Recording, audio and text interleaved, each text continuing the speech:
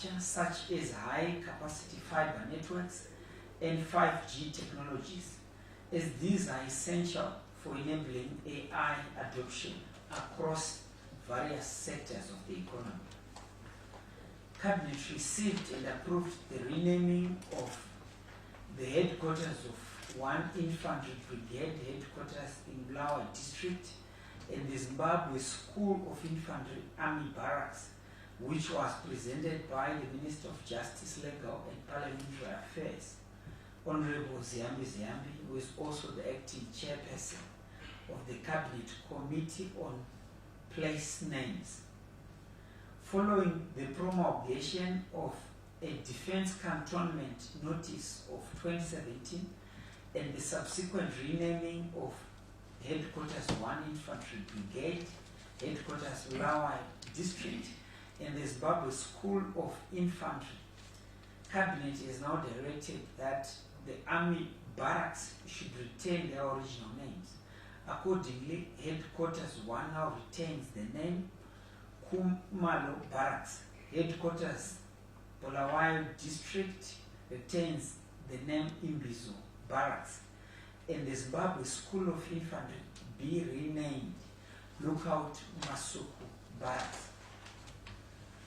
Cabinet also wishes to advise that upon the completion of the Mbudzi interchange, it will be named Trabablas Interchange in recognition of the visionary leadership of His Excellency the President Dr. E.D. Mnangagwa. Cabinet considered and approved the tourism and hospitality industry policy, which was presented by the Minister of Finance, Economic Development and Investment Promotion. The framework is tailored to promote and develop a robust tourism and hospitality industry ecosystem as envisioned by the Constitution of Zimbabwe and the Tourism Act Chapter 14.20. The policy is underpinned by 6 primary goals as follows: the utilization of innovative frameworks to accelerate tourism and hospitality industry development and promotion, strengthening human capacity development in the tourism and hospitality industry, developing a robust physical and digital infrastructure for the tourism and hospitality industry, strengthening a facilitatory, legal and regulatory infrastructure for the tourism and hospitality industry, developing and utilizing innovative and stable financing infrastructure for the tourism and hospitality industry, and fostering regional and international cooperation to grow the industry. The policy framework will be supported, among others, by a robust institutional framework for coordination, monitoring, and implementation modalities. Cabinet received a report on the implementation of the 100-day cycle priority projects for 2024 as presented by the Minister of State for National Security in the Office of the President and Cabinet, Honorable Love Mo Matuke. Cabinet highlights that 367 projects were implemented in 2024 and the achievements were recorded particularly in manufacturing, social protection and infrastructure sectors. Progressive delivery of affordable and decent accommodation remains a priority of government working in partnership with various contributing partners in the public, private and non-governmental sectors, including local communities. The digital economy continued with the aim of bridging the digital divide between the urban and the rural populace. Food and nutrition thematic area improved food sufficiency, culminating into the reduction of food insecurity being perpetuated by climate change-induced drought.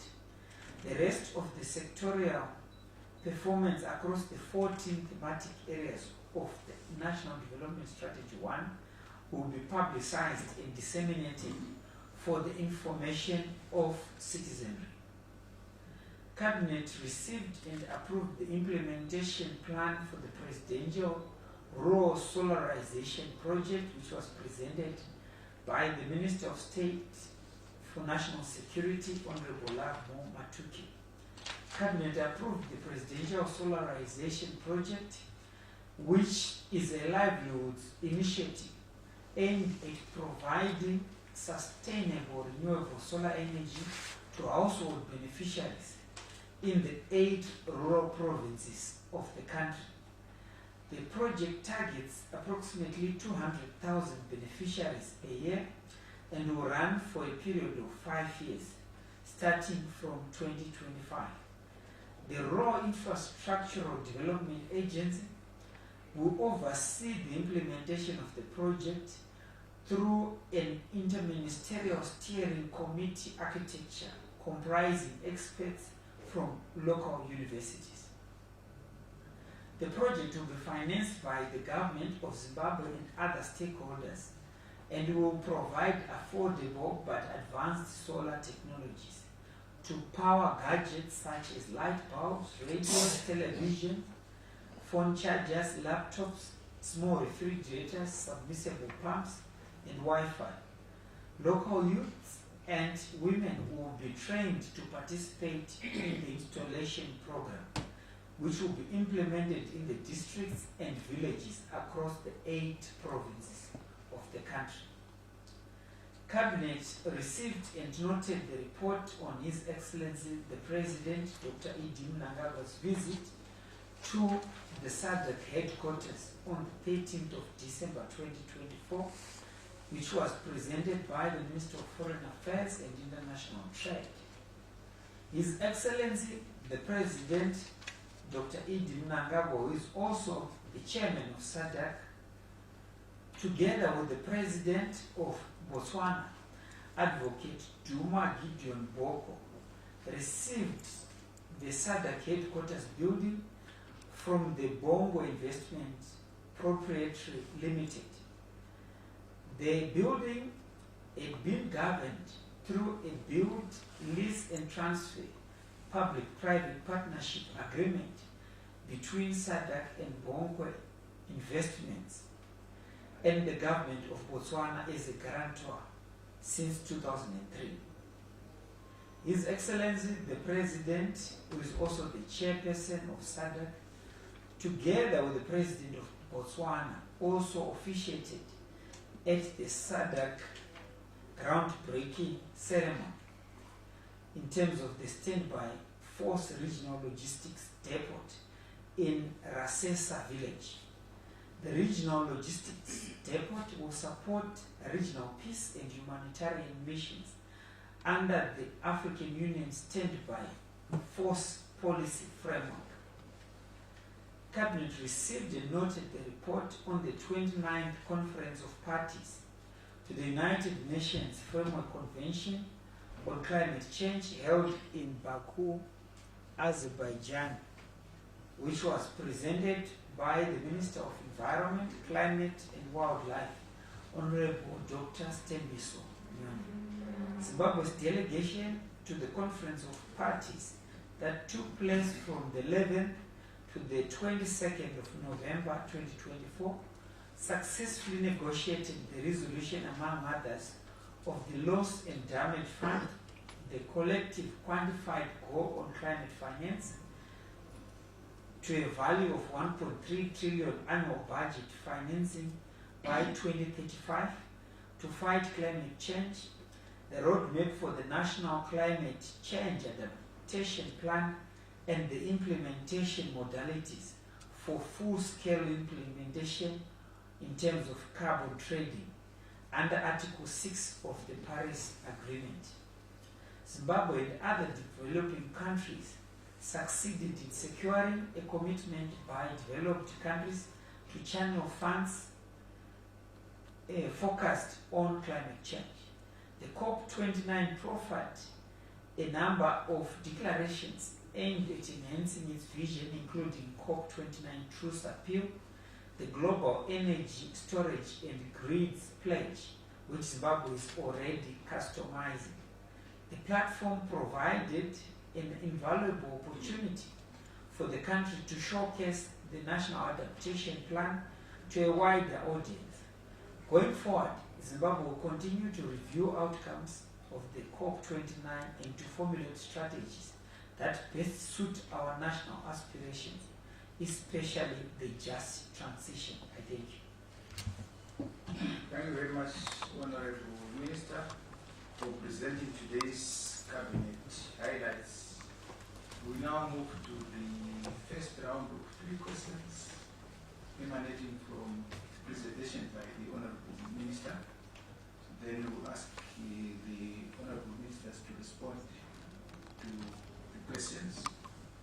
Then the second round again will be 3 questions, then get the ministers to respond. Who is going to start?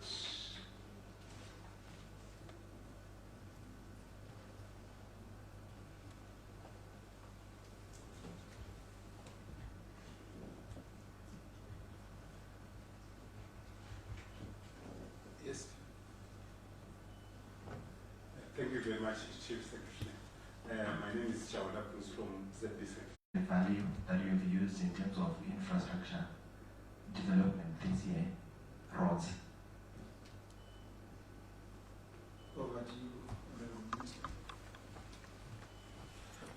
Thank you, Chief Secretary. The first question from Bruce.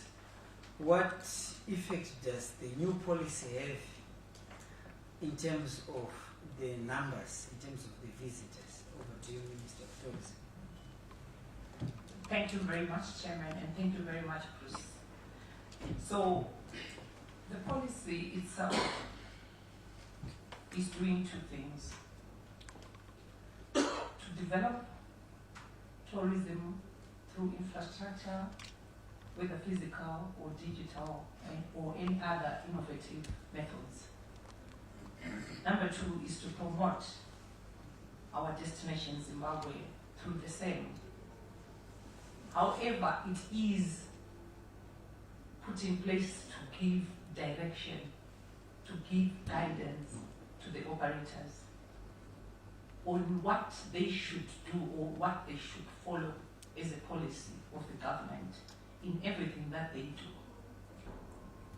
So when it comes to infrastructure, we all know that we need more infrastructure in our country, particularly our tourism city in Victoria Falls. We have a huge shortage, and across the country. But we are now building new infrastructure, physical infrastructure, following the policy and following the new trends and following the President's vision 2030, as well as the direction that he has given in his MTS1.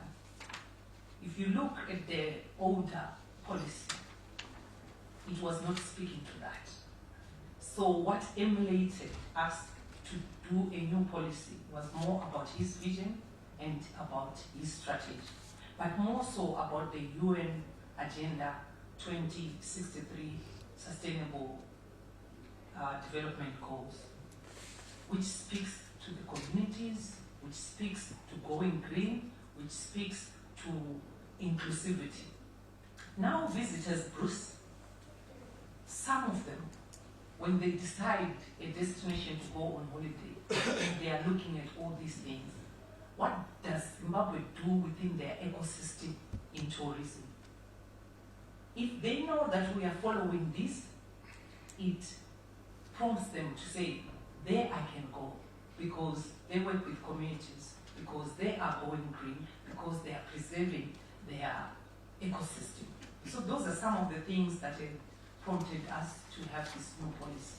But the physical infrastructure is what will promote the numbers and how we do it according to the guidance that we give to our operators. I submit. Thank you, Minister. Bruce and your friend, that item was not part of the discussions today, but we have a calendar of programs starting tomorrow. which was approved some time back by the president. We held 3 sessions where cabinet meets the media to ask any question. So you can have your conflict of questions to ask. So bring ministers through, so the calendar will be shared through the PS and Comrade George Soko.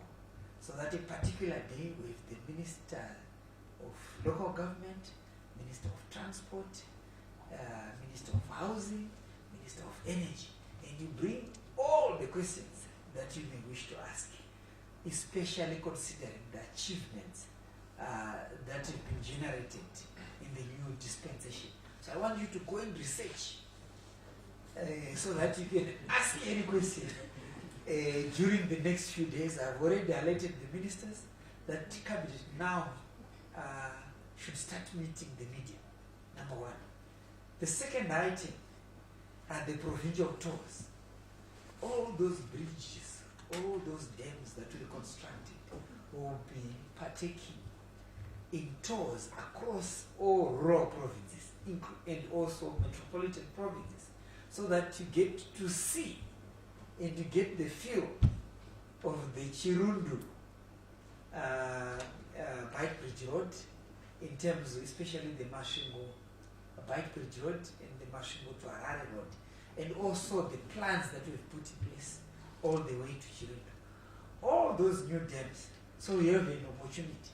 So each and every media house will be in a position to participate, and will provide free transport, provide the bus from the ministry to ferry you around across all the provinces, so that you get to see all the plus 8,000 projects that have been achieved under the leadership of President Edi Nagao. So there's so much opportunity. Thank you. Thank you very much, Honorable Minister. We move to the last round of 3 questions. And we get responses from the Minister.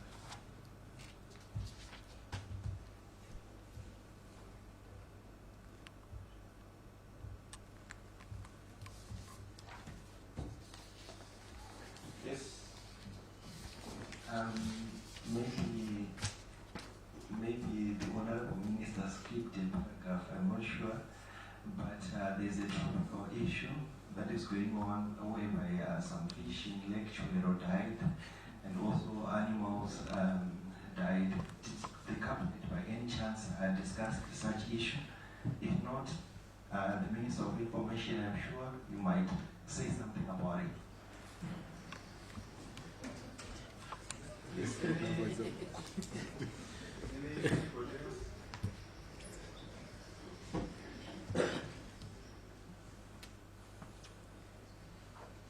Honorable Minister, over to you. My brother, I don't know if you indicated his name in the media house. I have just Tapa Tapa. Comrade Tapa Tapa. Yes, we are aware of that particular issue. But for today's post-cabinet briefing session, that was not part of the session. But as I've indicated, that as government, we will provide a facilitatory platform that will allow members of the 4th estate, if you've got particular areas in any province that you may think you would want to visit, be it the Mauroranyati Dam, the government under the Ministry of Information, Publicity and Broadcasting Services will provide the transport to take you through all these provinces so that you get to see.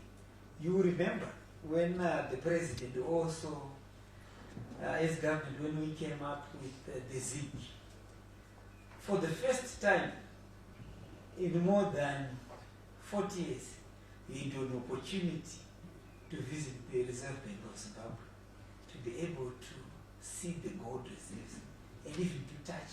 So we're an open government, very transparent. So Comrade Tapatapa, you should come and participate, especially on the provincial tours. If you want us to deal with Mazor or any other lecturer, we will be in a position to respond to any question Thank you so much. Thank you very much, Honorable Minister, Honorable Ministers, for today's post-cabinet press briefing. So we've come to the end of today's post-cabinet press briefing. But as the last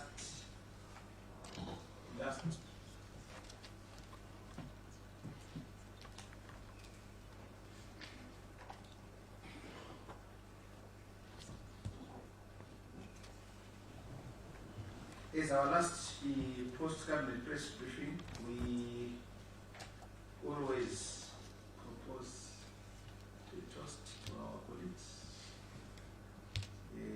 who have been having these briefings for the 2024 cabinet sitting sessions. This is our 41st cabinet, and it's our 41st post-cabinet briefing. So immediately after, we will have a small reception for our colleagues and the media, hosted by our chairperson, the Honorable Minister. So just break for 10, 15 minutes, then we converge. We will have a small speech from our minister. Then we enjoy what we have. Thank you very much.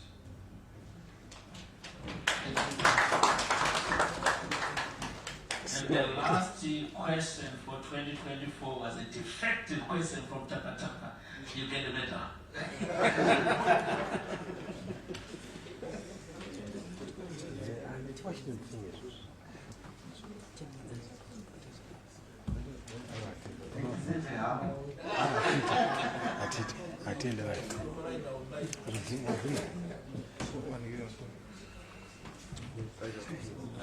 As we are dismissed, as already amended.